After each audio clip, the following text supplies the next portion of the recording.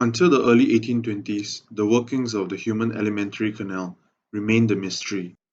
As the English anatomist William Hunter noted, somewhat irritably, some physiologists will have it that a stomach is a mill, others that it is a fermenting vat, others again that it is a stew pan. But in my view of the matter, it is neither a mill, a fermenting vat, nor a stew pan, but a stomach. The study of the mysteries of living processes was obstructed in some ways by vitalism. Ernest Borac says of the Vitalists, back in 1966, that it was believed that the cell membrane, for example, shrouded mysterious vital forces and sensitive spirits. Of course, things are always more complicated. See, for example, Ernst Mayr, a leading 20th century evolutionary biologist, who notes convincingly that it would be ahistorical to ridicule vitalists. In any case, the military surgeon William Beaumont would have a front row seat to a lifting of the vitalist veil. In June of 1822, the French-Canadian voyager Alexis St Martin was a victim of a gunshot wound to the abdomen. The first responder was the young surgeon Beaumont, who, after dressing the wound as best as he could, realized there was only so much he could do, and it seemed that St Martin wouldn't have very long to live. Against the odds, St Martin survived the night, and in operation after operation, Beaumont struggled heroically to save St. Martin. The wound slowly healed.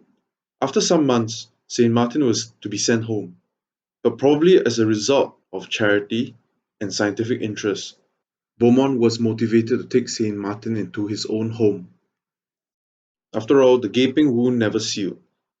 This was an unprecedented opportunity for Beaumont to observe the inner workings of the stomach.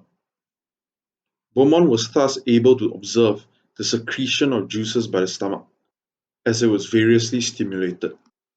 He could, for the first time in history, apply the scientific mind to the direct observation of the process of digestion. In fact, when Beaumont siphoned out some of the stomach juices, he found it could disintegrate food outside the stomach.